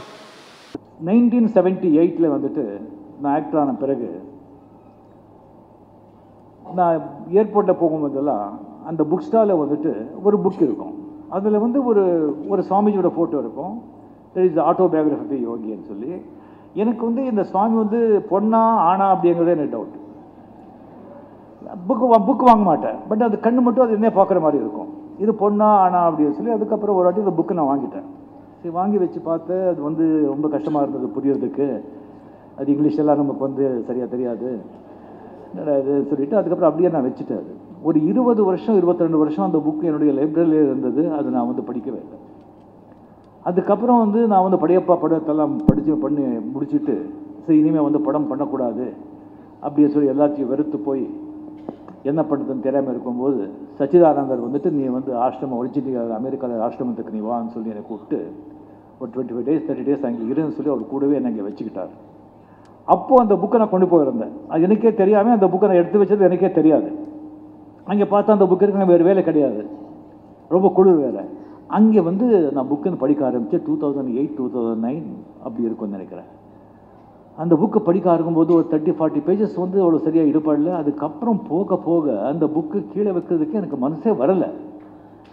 அண்ட் மகாவதார பாபாஜியோட அந்த சாப்டர்ஸ் ஒரு 45-50 pages வரும்போது நான் ஒரு மெஸ்மரைஸ் ஆகிடுச்சு. எனக்கு அது என்னமோ எனக்குள்ளேயே என்னமோ ஆயிடுச்சு. கம்ப்ளீட் அந்த புக்கு ரொம்ப எனக்கு பாதிப்பு ஏற்பட்டுச்சு அந்த புக்கு. ஸோ அதுக்கப்புறம் வந்து சுவாமிஜி வந்து எனக்கு மந்திரோபதேசம் பண்ணார். நான் வந்து ஆக்டிங் பண்ண வேண்டாம் எதுக்கு அப்படின்னு சொல்லும்போது, இல்லை நீங்கள் ஆக்டிங் வந்து பண்ணுறது வந்து உங்களை மாதிரி ஒரு ஆக்ட்ரஸுங்க வந்து இந்த மீடியா, சினிமா மீடியா வந்து ஒரு பவர்ஃபுல் மீடியா. நம்ம மாதிரி 100,000 சுவாமிகள் வந்து சொல்லாதது வந்து நீங்கள் சினிமாவில் சொன்னால் அது போய் சேரும். ஸோ நீங்கள் ஆன்மீக விஷயங்கள் எல்லாம் நீங்கள் வந்து நீங்கள் படத்தில் நீங்கள் சொல்லக்கூடாது, நீங்கள் செய்யக்கூடாது அப்படின்னு சொன்ன பிறகு நான் மட்டும் பண்ணலாமா அப்படின்னு சொல்லி நான் திங்க் பண்ணிட்டு இருந்தேன். இப்போ பெங்களூர்ல என்னுடைய அப்பார்ட்மெண்ட்டில் இருக்கும்போது, ஸோ காலையில் வந்துட்டு இது மகாவத்திர அந்த புக்கை எடுத்துக்கிட்டு மறுபடியும் தான் படிச்சுட்டு இருக்கேன். 2 வாட்டி படிக்கிறேன், 3 வாட்டி படிக்கிறேன். ஆட்டோபயோகிராஃபி யோகி புக்கு. அதில் ஒவ்வொரு காலையில் வந்து ஒரு 9:30 9:45 அந்த மகாவத்திர பாபாஜி ஃபோட்டோ இருக்கும். அந்த ஃபோட்டோ வந்து வரும்போது பார்த்தா அந்த ஃபோட்டோலேருந்து ஒரு லைட் ஸ்பார்க் என்னை நோக்கி வர்ற மாதிரி எனக்கு ஒரு ஃபீலிங், நாட் விஷுவலி, எனக்குள்ள ஒரு உணர்வு. அந்த லைட்டு எனக்கிட்ட வர்ற மாதிரி இந்த பாபாஜி ஃபோட்டோலேருந்து வந்துட்டு உள்ளுக்குள்ளே மனசு சொல்கிறது படுத்துக்கோ, லே டவுன் அப்படின்னு சொல்லி ஒரு உள்ளுக்குள்ளே மனசு சொல்கிறது. எனக்கு வந்து இது ஹாலுசினேஷனா, நானே இது திங்க் பண்ணிக்கிறேனா, நானே ஏதாவது நானே திங்க் பண்ணிக்கிறேன் அப்படி கிடையாது அப்படின்னு சொல்லி அப்படியே புக்கை மறுபடியும் வச்சுட்டு மறுபடியும் பேப்பர் படிக்கிறேன், டிவி போடுறேன், மறுபடியும் அந்த புக்கை போய் பாரு அது மனசு சொல்கிறது. மறுபடியும் போய் பார்த்தா மறுபடியும் அந்த லைட் ஸ்பார்க் எனக்கு மேலே வர மாதிரி ஒரு உணர்வு. எனக்கு படுத்துக்கோ மறுபடியும் அதே மாதிரி. ஸோ என்னால் ரெசிஸ்ட் பண்ண முடியல. ஒரு 1 hour 1.5 hour அப்புறம் என்னால் ரெசிஸ்டே பண்ண முடியல. அங்கேயே கட்டில் இருந்து படுத்துட்டேன். படுத்த பிறகு தலைகாணி எடு அப்படின்னு சொல்லி யாரோ ஒரு இன்ஸ்ட்ரக்ட் பண்ணுற மாதிரியே ஒரு உள்ளுக்குள்ளே ஒரு மனசு சொல்கிறது, தலைகாணி எடுத்தாச்சு. பெட்ஷீட் காலைல பட்டு இருக்கு, பெட்ஷீட்டு பெட்ஷீட் எடுத்தாச்சு. கை வந்து இந்த கை வந்து இப்படி வச்சுக்கணும், பாம்ஸில் விரிச்சு வச்சுக்கணும், உடம்புல டச் ஆகக்கூடாது அப்படின்னு சொல்லிட்டு ஒரு உள்ளுக்குள்ளே மனசு சொல்கிற மாதிரியே அப்படியே கைது அப்படியே படுத்துக்கும்போது ஒரு 35-40 seconds இருக்கும். அந்த ஸ்பார்க், லைட் ஸ்பார்க் வந்து என் உடம்புல போகிற மாதிரி எனக்கு ஃபீல். போயிட்டு உடம்பெல்லாம் வேர்த்து போச்சு. உடம்பெல்லாம் வேர்த்து போய் அதுக்கப்புறம் ஒரு வேர்த்து போயிட்டு அதுக்கப்புறம் டக்குன்னு சொல்லி எந்திரிச்சிட்டு ஓடி போய் அந்த புத்தகத்தை எடுத்து அந்த ஃபோட்டோ பார்த்து அந்த ஃபோட்டோவில் அந்த லைட் ஸ்பார்க் கிடையாது. இப்போ வரல. எனக்கு என்னடா இது, யாருக்கிட்டும் சொல்லவும் முடியல, இது உண்மையா நிஜமா ஒன்றும் புரியல எனக்கு. அதுலேயே மைண்ட் ஓடிட்டுருக்கு. நெக்ஸ்ட் டே மறுபடியும் போய் பார்த்தேன், மறுபடியும் லைட் வரல, ஸ்பார்க் வரல. இல்லை நாளைக்கு அதே டைமில் வரும்னு சொல்லிட்டு நெக்ஸ்ட் டே வந்து அதே வந்து 8:45 9 o'clock பார்த்தா ஸ்பார்க் வரவே இல்லை. எனக்கு ரொம்ப ஆச்சரியமாக இருந்தது. அன்னைக்கு ஈவினிங் வந்துட்டு பாபா படம் ஸ்கிரிப்ட் அப்படியே என் மைண்டில் வருது. அப்படியே யாரோ சொல்கிற மாதிரி கம்ப்ளீட்லி சீன் பை சீன் வந்து எனக்கு வந்து அந்த படத்தை இப்படியே எடுக்கணும் வித் டைட்டில், பாபா டைட்டில். இன்னும் ஒரு 15-20 days வேறு வேலை இருந்தது அங்கே பெங்களூர், கர்நாடகா, மற்ற எங்கேயோ போகிறதா இருந்தது. அதெல்லாம் கேன்சல் பண்ணி உடனே வந்துட்டு சென்னை வந்து அந்த பாபா படத்தை நானே ப்ரொடியூஸ் பண்ணி நானே ஸ்டோரி ஸ்க்ரீன் பிளே சொல்லி அந்த படத்தை எடுத்தேன். ஸோ இது வந்து பாபாஜியோட மெசேஜ் எனக்கு கொடுத்தது. ஸோ அந்த படம் எடுத்த பிறகு வியாபார ரீதியாக அந்த படம் சரியாக போகலன்னு சொன்ன உடனே இந்த படத்தினாலே வந்துட்டு மற்றவங்க இதாகக்கூடாது, வியாபாரத்துக்காக எடுத்தது கிடையாது, அந்த விஷயத்தை போய் சேரணுங்கிறதுக்காக அது யார் லாஸ் அடைஞ்சாங்களோ அவங்களுக்கு அந்த பணத்தை நான் வந்து திருப்பி கொடுத்தேன். புரிஞ்சுதா உங்களுக்கு என்ன சொல்கிறார்? என்ன, நான் அமெரிக்கா போயிருந்தேன், ஒரு பாபாஜி புக் எடுத்துகிட்டு போனேன், அதை படிச்சுக்கிட்டு இருந்தேன். அங்கே ஒரு பாபாஜி ஒருத்தரை சந்தித்தேன். நான் எதுக்கு சினிமாலாம் நடிக்கணும்னு சொன்னேன். இல்லை நீ உங்களை மாதிரி ஆட்கள்லாம் இருக்கணும், ஆன்மீக காரியங்களை நீங்கள் தான் உலகத்தை கொண்டு போகணும். அப்புறம் அந்த புக்கை கொண்டாந்துட்டு பெங்களூருக்கு வந்தாராம். அங்கே ஒரு அப்பார்ட்மெண்ட்டில் உட்காந்து படிச்சுக்கிட்டே இருந்தாராம். அந்த லைட்லேருந்து, அந்த புக்கிலேருந்து ஒரு லைட் வந்துச்சான், ஒரு ஸ்பார்க் வந்துச்சான். சரிங்களா? வந்துக்கிட்டு ஒரு 40 seconds வந்துக்கிட்டே இருந்துச்சான். போய் படின்னு சொல்லிச்சான், லைட் ஆஃப்னு சொல்லிச்சான். அப்படிப்படி நடந்துச்சு. அன்னைக்கு சாயங்காலம் சீன் பை சீன் ஒவ்வொரு காட்சியாக எல்லாமே அந்த பாபா படத்தினுடைய காட்சிகள் எல்லாம் ஏதோ ஒரு ஆவி அவருக்கு என்ன பண்ணுது, எல்லாமே அப்படியே காட்சியாக டைட்டிலோட பாபா அப்படின்னு சொல்லிச்சான். கவனிச்சிங்களா? பிரியமானவர், அந்த படத்தில் என்னன்னு பார்த்தீங்கன்னா, ஒரு ட்ரக் அடிக்டாக, ஒரு போதை பொருளுக்கு அடிமையானவனாக பிசாசின் கட்டுப்பாட்டில் இருந்து பெண்கள் எல்லாரையும் வசியம் பண்ணக்கூடிய ஒரு கதை தான் அந்த கதை, அந்த படத்தோட கதை. பாஸ்ட் பார்க்கல, படித்ததை நான் சொல்கிறேன்.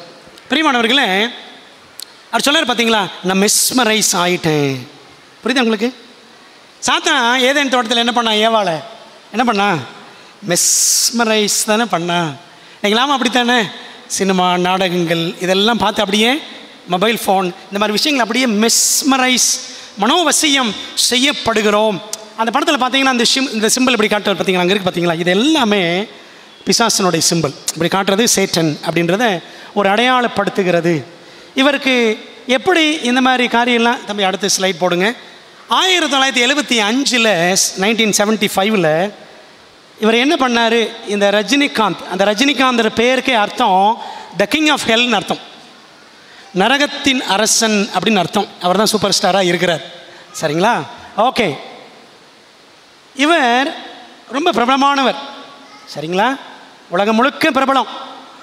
மராத்தி பெற்றோருக்கு கர்நாடகாவில் பிறந்த ஒரு கண்டக்டர். சரிங்களா?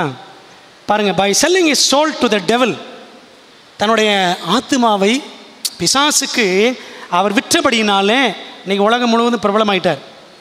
1975 மும்பையில் இலுமினாட்டி சங்கம் இருக்கிறது. அங்கே என்ன பண்ணாராம், 666 ரூபா கட்டி, அவர் வாழ்க்கையில் இருந்த மொத்த பணமே அவ்வளோதான். அந்த 666 ரூபாயை கட்டி அவர் என்ன பண்ணாராம், அந்த சங்கத்தில் அங்கத்தினராக சேர்ந்தார். இலுமினாட்டி மெம்பர் அப்படின்ற ஒரு சர்டிஃபிகேட் அவருடைய படுக்கை அறையில் இன்னமும் இருக்கிறது. சரிங்களா? அவருடைய ரியல் நேம் சிவாஜிராவ் கேக்வாட். அது என்னவா மாறிடுச்சு, ரஜினிகாந்த் அப்படின்னு மாறிடுச்சு. மர்லின் மன்ரோ நமக்கு தெரியும்ல, மர்லின் மன்ரோ ஒரு பெரிய ஒரு புகழ்பெற்ற ஒரு கவர்ச்சி பெண்மணி அமெரிக்காவில். நார்மா ஜீன் அவள் பேர், மர்லின் மன்ரோன்னு மாற்றினாங்க. இதெல்லாம் யாருடைய வேலை அப்படின்னு பார்த்தீங்கன்னா எல்லாமே இயேசு சங்கம் இப்படிப்பட்ட பிரபலங்களை பயன்படுத்தி உலகத்தை என்ன செய்கிறது, வசீகரிக்கிறது. ரஜினி பேசிட்டாலே என்னதான் ரொம்ப நமக்கு அப்படியே மெஸ்மரைஸ் ஆகி ஒரு தடவை சொன்ன 100 தடவை, சரிங்களா, ஆண்டவன் சொல்கிறாருன்னா, இது எல்லாமே யாருடைய வேலைங்க, எல்லாமே பிசாசோட வேலை. ஒரு காலத்தில் 73 சபையில் சினிமா இந்த மாதிரி காரியங்கள்லாம் பார்க்குறவங்கள டிஸ்மிஸ் பண்ணிடுவாங்க. சரிதானே? ஹாஸ்டலில் படிக்கிற பிள்ளைய சினிமா பார்த்தா அடி வெளுத்துருவார். இப்போ சுந்தரம் அந்த மாதிரி ஆட்கள்லாம் பின்னிடுவாங்க. இப்போது சினிமா பார்த்தா தான் வேலைக்கு சேர்ப்பாங்க போல தெரியுது. நீங்கள் அப்படி தான் இருக்குது நிலைமை. பிரிவான தேவ பிள்ளைகளை அதான் உங்களுக்கு சொன்னேன், ஒரு பிசாசை ஏற்றுக்கொண்டு கன்னிகைகளை பலி கொடுக்கிற ஒரு போதைப் பொருள் அடிமையாக, ஒரு செக்ஸ் கிரேஸ்ட் மேன், ஒரு ஆபாச புத்தி கொண்டவனாக இந்த படத்தில் அவர் நடித்திருப்பார். புரியுது உங்களுக்கு அன்பான தேவ பிள்ளைகளே? இதே மாதிரி ஆஸ்திரேலியாவில் ஒரு அட்வென்டிஸ்ட் நம்ம சபை சேர்ந்த ஒருத்தர் இந்த ரகசிய சங்கத்தில், ஃப்ரீ மேசன் சங்கத்தில் அவர் ஒரு அதிகாரியாக ஒரு முக்கியமான ஆளாக இருந்தார். நம்ம சபையில் இருந்தார். அவர் யாருன்னு பார்த்தீங்கன்னா நத்தானியல் ஃபாக்ஹெட் அவர் பேர். நல்ல வளர்த்தியான தோற்றம், ரொம்ப அறிவாளி, பிரில்லியண்ட்டாக இருப்பார், தாராள மனம், ஆற்றல் படைத்த அட்வென்டிஸ்ட். ஆஸ்திரேலியாவில் எக்கோ பப்ளிஷிங் நிறுவனத்தில் ஒரு முக்கியமான ஒரு அதிகாரி, ப்ரெஸ்ஸில் அவர் ட்ரெஷரர்னு வச்சுக்கோங்களேன். நம்ம மிஷனில் வேலை பார்த்துக்கிட்டு இந்த ரகசிய சங்கங்கள்லேயும் அவர் என்ன பண்ணார், அங்கத்தினராக, ரொம்ப உயர்மட்ட உறுப்பினராக ஃப்ரீ மேசன் சங்கத்தில் அவர் இருந்தார். சரிங்களா? எலன் ஒயிட் 1891 1900 ஒரு 10 வருஷம் ஆஸ்திரேலியாவுக்கு ஊழியத்துக்கு வர்றாங்க. அப்படி வரும்பொழுது இவங்களுக்கு என்ன ஆவியானவர் உணர்த்துறாருன்னா, அந்த நத்தானியலை பார்க்கணும், அவருக்கு ஒரு செய்தி எனக்கு இருக்கிறது அப்படின்னு மனசில் நினச்சிக்கிறாங்க. இந்த நத்தானியல் இவருக்கு ஒரு கனவு வருது. அந்த கனவில் என்ன பார்க்குறாருன்னா, எலன் ஒயிட் ஆஸ்திரேலியா வந்திருக்கிறாங்க, எனக்கு ஏதோ செய்தி சொல்ல போகிறாங்க அப்படின்னு அவர் நினைக்கிறார். சரிங்களா? எலன் ஒயிட் ஒரு 50 பக்கம் ஒரு கடிதம் எழுதி வச்சிருக்கிறார். யாருக்கு? இந்த நத்தானியல் ஃபாக்ஹெட்டுக்கு கொடுக்கறதுக்காக. கொடுக்கணும்னு பார்க்குறாங்க, வாய்ப்பில்லை. அவங்க ஆஸ்திரேலியாவுக்கு வந்து 1 வருஷம் ஆயிடுச்சு. சரிங்களா? 1 வருஷம் 1891 வராங்க. 92 இவர் என்ன செய்கிறாரு, ஒரு கனவு காணுகிறார், எலன் ஒயிட்டை பார்க்கணும் அப்படின்னு சொல்லிட்டு. சரிங்களா? எலன் ஒயிட்டை தேடுறார்.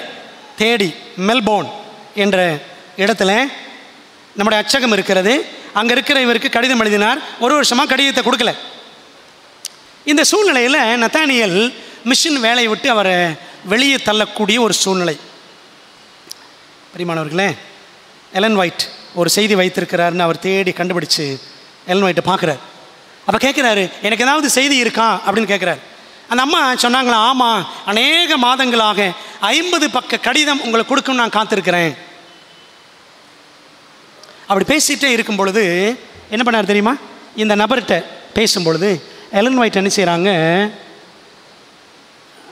சில சைன்லாம் காட்டுறாங்க. சில இந்த மாதிரி சிம்பிள் பார்த்தோம் பார்த்தீங்களா, இந்த மாதிரி சில 1-2 சிம்பிள்ஸ், குறியீடுகளை எலன் ஒயிட் காட்டுறாங்க நத்தானியலுக்கு. இதை பார்த்துட்டு இவருக்கு பயங்கர அதிர்ச்சி. ஏன்னா வேறு எந்த சாதாரண பெண்மணியும் இதை செய்ய முடியாது. ஏன்னா உள்ளுக்குள்ளே செய்வாங்க, அந்த சங்கத்துக்குள்ளே தான் செய்வாங்க. இந்த மாதிரி கை கொடுக்கறது, இந்த மாதிரி அடையாளம் காட்டுறது, நிறைய இருக்குது அடையாளங்கள். இதை எலன் ஒயிட் 2-3 அடையாளங்களை காமிச்ச உடனே இவருக்கு பயங்கர அதிர்ச்சி. எப்படி நான் செய்யக்கூடிய அடையாளங்கள் இந்த அம்மாவுக்கு தெரியும் அப்படின்ட்டு அவர் உணர்ந்தாராம். இது உண்மையிலே யாருடைய வேலை? ஆவியானவர் செய்கிற வேலை அப்படின்னு சொல்லிட்டு அடுத்த நாள் அந்த சங்கங்களை, நிறைய சங்கங்களில் அவர் இருந்தார், அந்த சங்கங்கள்லாம் விட்டு வெளியே வந்துட்டார், ரிசைன் பண்ணார். ஆனால் அந்த சங்கங்களை சேர்ந்த அதிகாரிகள் இல்லை இன்னும் 9 மாதம் உங்களுக்கு இருக்குது, நீங்கள் என்ன செய்யணும், உங்கள் பொறுப்பை நிறைவேற்றணும் அப்படின்லாம் சொன்னாங்க. ஆனால் அவர் உறுதியாக இருந்து அந்த சங்கத்தை விட்டு வெளியேறினார். இந்த 50 பக்க ஆவணத்தை, கடிதத்தை நத்தானியல் படித்து நிறைய பேருக்கு சொன்னாராம். இந்த மாதிரி சங்கத்தில் அவர் மட்டும் இல்லை, நிறைய பேர் இருந்தாங்க. இதெல்லாம் படித்து நிறைய பேர் அந்த சங்கங்களை விட்டு வெளியேறினார்கள். பிறகு சபையில் மூப்பராக அவர் நல்ல ஊழியம் செஞ்சார் அப்படின்னு படிக்கிறோம். ஆனால் 1923 திடீர் மரணம் நத்தானியல் அடைந்தார் என்று சரித்திரம் சொல்லுது. பிரியமான தேவப்பிள்ளைகளை, இதெல்லாம் ஏன் படிக்கிறோம் அப்படின்னா, இந்த இயேசு சங்கம் என்ன செய்யும்னா, ஒரு காலகட்டம் வரைக்கும் வெளிப்படையாக வேலை செய்தது. ஆனால் அதுக்கப்புறம் என்ன செய்கிறாங்க, ரகசியமாக வேலை செய்கிறாங்க. ரகசிய சங்கங்கள் உருவாக்கி இந்த இயேசு சங்கத்தை சேர்ந்தவங்க வெளியில் தெரியாமல் பிரபலங்கள் வழியாக வேலை செய்வார்கள். சரிங்களா? சீர்திருத்த சபையை அழிக்கணும், சீர்திருத்தவாதிகளை ஒழிச்சு கட்டணும், உண்மையான பைபிளை ஒழிக்கணும், கத்தோலிக்கத்தை நிலைநாட்டணும். இதுதான். சரிங்களா? எனக்கு சந்தேகமாக இருக்குது, நம்ம சபையில் கூட இப்படி நிறைய பேர் அவர் இருந்தார் பார்த்தீங்களா, இப்பொழுது இருப்பார்களோ? இருப்பாங்க, வாய்ப்பே இல்லைன்னு நினைக்காதீங்க, கண்டிப்பாக இருப்பாங்க. ஏனென்றால் அதற்கான அறிகுறிகள் நிறையவே எனக்கு தெரிகிறது என்பதை நிச்சயமாக நான் சொல்ல முடியும். அன்பானவர்களே, இந்த இயேசு சங்கம் என்ற நரக ஆக்டோபஸின் விதவிதமான செயல்பாடுகள், 8 கையை வச்சு இஷ்டம் போல் வேலை செய்யும் இந்த ஆக்டோபஸ். அதே மாதிரி இந்த இயேசு சங்கம் என்னெல்லாம் செய்யும் பாருங்களேன். எலன் ஒயிட் எழுதுகிறாங்க, பிசாசுகளால் ஆட்கொள்ளப்பட்டிருந்தவர்கள் பொதுவாக மிகுந்த பாடுள்ள நிலையில் இருந்ததாக சொல்லப்படுகிறது. பிசாசு பிடிச்சவங்க ஊ அப்படிலாம் கத்துவாங்க அப்படின்னு தெரிஞ்சிருக்கிறோம். ஆனால் ரஜினி சொன்ன மாதிரி பாருங்களேன், ஆனாலும் இந்த விதிக்கு உட்படாத விதிவிலக்குகளும் இருந்தன. இயற்கைக்கு அப்பாற்பட்ட வல்லமையை பெறுவதாக சிலர் சாத்தானுடைய செல்வாக்கை வரவேற்றார்கள்.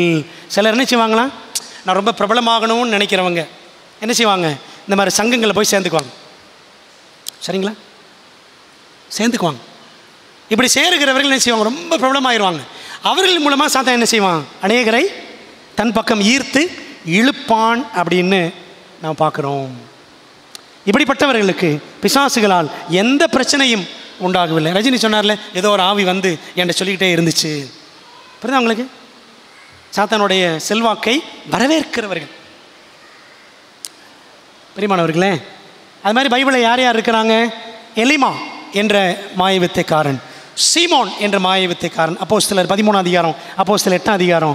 பிலிப்பி பட்டணத்தில் பவுலையும் சீலாவையும் பின்தொடர்ந்த குறி சொல்ல ஏவுகிற ஆவியை கொண்டிருந்த பெண். சரிங்களா? இவங்கெல்லாம் ஊன்னு கத்துனாங்களா? பிசாசு பிடிச்சி ஆடுனாங்களா? இல்லை, ரொம்ப அழகாக பேசுனாங்க. அவங்களுக்குள்ள யார் இருந்தா? பிசாசு இருந்தான்.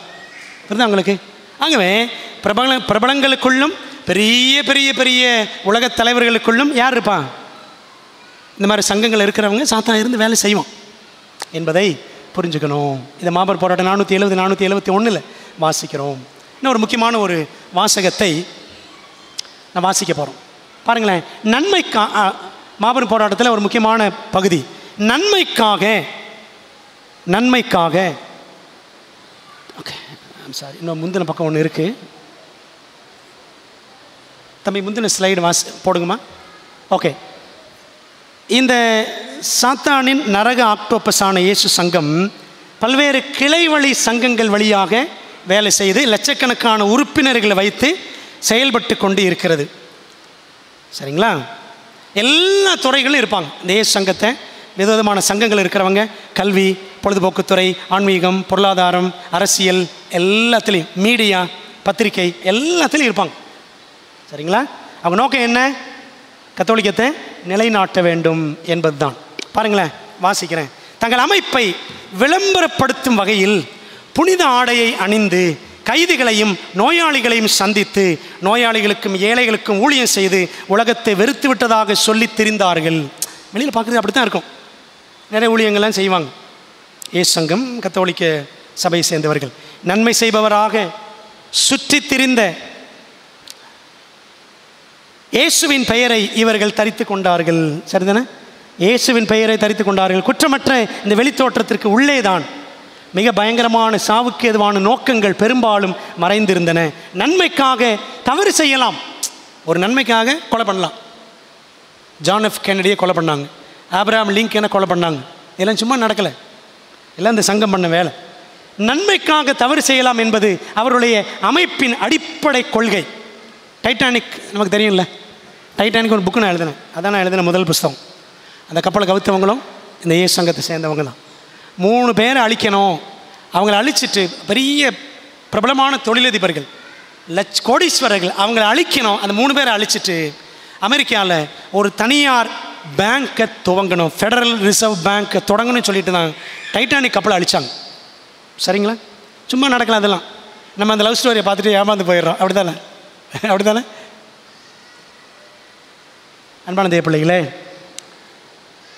இதன்படி, இந்த கொள்கையின்படி, அதாவது நன்மைக்காக தவறு செய்யலாம் என்ற கொள்கையின்படி பொய், களவு, பொய் சாட்சி, படுகொலை போன்றவை மன்னிக்கத்தக்க செயல்களாக கருதப்பட்டன. இதெல்லாம் செய்யலாம், தப்பே கிடையாது.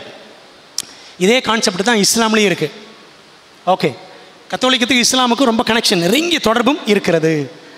மன்னிக்கத்தக்க செயல்களை கருதப்பட்டன. அதுவும் அல்லாமல் சபையின் நன்மைக்காக அவை செய்யப்படும் போது பாராட்டை பெற்றன. பார்த்தோம்ல, பர்தலோமிய படுகொலையில் தங்க ரோசா, அந்த ராசாவுக்கு என்ன பண்ணார்? போப்பு கொடுத்தான்னு பார்த்தோம்ல. ஓகே, பாராட்டையும் பெற்றன. பல்வேறு போலி தோற்றங்கள் மூலம் ஜெசுவிட்ஸ் அரசு அலுவலகங்களில் நுழைந்தார்கள். அரசர்களின் ஆலோசகர்களாக உயர்ந்தார்கள். தேசங்களின் கொள்கையை மாற்றி அமைத்தார்கள். வெளியில் தெரியாது. அந்த captain, Titanic captain Edward Smith, வெளியில் பார்க்கறது கேப்டன் தான், ஆனால் அவர் ஒரு ஜெசுவிட். சரித்திரம் சொல்லுது. ஓகே, வெளியில் பார்க்குறதுக்கு நல்லவங்க மாதிரி இருப்பாங்க பெரியமானவர்களே, ஆனால் அவர்கள் செய்யக்கூடிய வேலைகள் எல்லாம் மிகவும் தந்திரமானவை. தங்கள் எஜமான்களை வேவு பார்க்கும் ஒற்றர்களாகவும் செயல்பட்டார்கள். சிற்றரசர்கள் மற்றும் உயர்குடியினரின் வாரிசுகளுக்காக கல்லூரிகளையும் சாதாரண மக்களுக்காக பள்ளிகளையும் நிறுவினார்கள். லயோலா காலேஜ் அப்படிலாம் இருக்குது பார்த்தீங்களா? ஏமாந்துடக்கூடாது. புராட்டஸ்டன்ட் மார்க்கத்தினரின் பிள்ளைகள் போப்பு மார்க்க சடங்குகளை கடைபிடிக்க வைத்தார்கள். ரோம தொழுகையின் பகட்டு, ஆடம்பரம் ஆகிய அனைத்துமே மனதை குழப்பி சிந்தையை மயக்கி மனிதரை சிறைபிடிக்கிறவையாக இருந்தன. கத்தோலிக்கத்தின் பழக்க வழக்கங்களை சீர்திருத்த சபைகள் எல்லாம் கை கொள்ளும்படி செய்ய வைத்தார்கள். எனவே எத்தகைய சுதந்திரத்தை பெற்றுத்தர பிதாக்கள், நம்முடைய முன்னோடிகள், சீர்திருத்தவாதிகள் போராடி ரத்தம் சிந்தினார்களோ அதற்கு அவர்களுடைய குமாரர்களே, பிள்ளைகளே நம்பிக்கை துரோகம் செய்தார்கள். ஜெசுவிட்ஸ் விரைவிலேயே ஐரோப்பா முழுவதும் பரவினார்கள். இன்றைக்கி உலகம் ஃபுல்லாக பரவிட்டாங்க. அவர்கள் சென்ற இடங்களிலெல்லாம் போப்பு மார்க்கம் எழுப்புதல் அடைந்து வந்தது, எழுப்புதல் அடைந்து கொண்டிருக்கிறது. உங்களுக்கு தெரியுமா?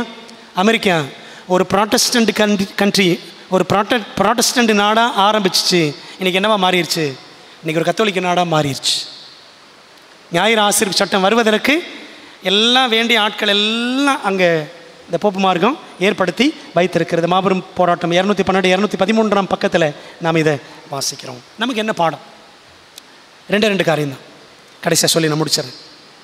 அன்பானவர்களே, இயேசு என்ற பெயரில் வேறொரு எஜமானுக்கு ஊழியமா? பேர் இயேசு சங்கம், இயேசு தான் பேர், ஆனால் இயேசுவுக்கு எதிரான காரியங்கள். உண்மைதானே? இயேசு சொன்ன 2 எஜமானுக்கு ஊழியம் செய்ய ஒருவனாலும் கூடாது. மத்திய 6:24 வாசி. உலகம் வேண்டும், உன்னதம் பரலோகம் வேண்டும் என்பது கிறிஸ்தவ அடிப்படை கிடையாது. பாருங்களேன், டிஎல் மூடி, சார்ல்ஸ் ஸ்பர்ஜன் இவங்களை அந்த காலத்திலேயே இந்த சங்கங்களை, ரகசிய சங்கங்களை எதிர்த்தார்கள். அவங்களாம் எதிர்த்தாங்க. என்ன சொன்னார் பாருங்களேன், சுருக்கமாக நான் உங்களுக்கு சொல்லிடுறேன். என்ன சொன்னார் அப்படின்னா, உண்மையான சீர்திருத்தவாதிகள் உலகத்தை விட்டு பிரிந்து நிற்பார்கள். ரகசிய சங்கங்களில் அவர்கள் அங்கத்தினர்களாக இருக்க மாட்டார்கள். அப்போ சிலர் சொன்னாங்களா, ஐயோ ரகசிய சங்கம் பற்றியெல்லாம் பேசாதீங்க, மூடிட்டு சொன்னாங்களாம், இவங்களை பற்றியெல்லாம் பேசாதீங்க அப்படின்னு சொன்னாங்களாம். அப்போ அவர் தைரியமாக பேசினாராம். என்ன சொன்னார் பாருங்களேன், better men will take their places. இப்படிப்பட்ட ரகசிய சங்கங்கள் இருக்கிறவங்க சபைகளில் இருக்கணும்னு அவசியம் கிடையாது. அவங்க மனம் திரும்பி இயேசுவிடம் வந்தால் வரட்டும், இல்லாவிட்டால் 1000 பேர் இருக்கிற சபையில் ஒருத்தர் இருந்தால் போதும் அப்படின்னு சொன்னார். Better men will take their places. Give them the truth anyway. அவங்களுக்கு சத்தியத்தை சொல்லுங்க. And if they would rather leave their churches than their lodges, the sooner they get out of their churches, the better. அவங்க என்ன செய்யணும், சபையை விட்டு வெளியே போக வேண்டாம். அந்த லாட்ஜஸ், அந்த சங்கங்கள் இருக்குது பார்த்தீங்களா, அவங்க கூடுற இடம், அதுக்கு பேர் தான் லாட்ஜ் அப்படின்னு பேர். அந்த லாட்ஜை விட்டு வெளியே வரட்டும், சபைக்குள்ளே வரட்டும், சபையை விட்டு வெளியில் போக வேண்டாம். ஆனால் இயேசுவை உண்மையாக அவர்கள் பின்பற்ற வேண்டும் அப்படின்னு ரொம்ப தைரியமாக பேசினாராம் டிஎல் மூடி அந்த காலத்தில், 100 வருஷத்துக்கு முன்னாடி. சார்ல்ஸ் ஸ்பர்ஜனும் தைரியமாக சொன்னார். இந்த மாதிரி இந்த இயேசு சங்கத்தினுடைய பள்ளிக்கூடங்கள், கல்லூரிகளை அவர் சொன்னாராம் டெவில்ஸ் இன்ஸ்டிடியூஷன்ஸ், பிசாசின் நிறுவனங்கள் அப்படின்னு சொன்னாராம் சார்ல்ஸ் ஸ்பர்ஜன். ஆக்டோபஸுக்கு ஒரு பேர் டெவில் ஃபிஷ், ஆக்டோபஸுக்கு ஒரு பேர் டெவில் ஃபிஷ், பிசாசு மீன் சொல்லுவாங்க. பிரியமானவர்களே, அதே மாதிரி தாங்க இந்த சங்கம் இன்றைக்கி உலகம் முழுவதும் வெளியில் தெரியாமல் செயல்படுகிறது. ஆண்டு சொல்லாரு, அவங்கள விட்டு வெளியில் நம்ம என்ன செய்யணுமா, வரணும். நம்ம ஒரு வேளை நான் இந்த சங்கத்தெல்லாம் கிடையாதே நம்ம நினைக்கலாம், இந்த சங்கத்தில் நான் கிடையாதே. ஆனால் பார்த்தல ரஜினி படம், நம்ம மனோவசியம் பண்ணுவதற்கு எவ்வளோ விஷயங்கள் சாத்தான் வச்சுருக்கான். நமக்கு தெரியாமலே என்ன செய்கிறோம், நம்ம அதில் அங்கங்கே சிக்கியிருக்கிறோம். புரியுது உங்களுக்கு? யோசித்து பாருங்க, எங்கேயாவது சிக்கியிருக்கிறோமா? பிசாசின் சங்கங்களில் நேரடியாக தான் சேர்ந்துருக்கணும் கிடையாது. நம்ம ஆண்டவருக்கு நேரம் கொடுக்காமல் போயிடுறோமா? நம்ம நேரத்தெல்லாம் வேற எங்கேயோ கொடுத்துட்றோமா?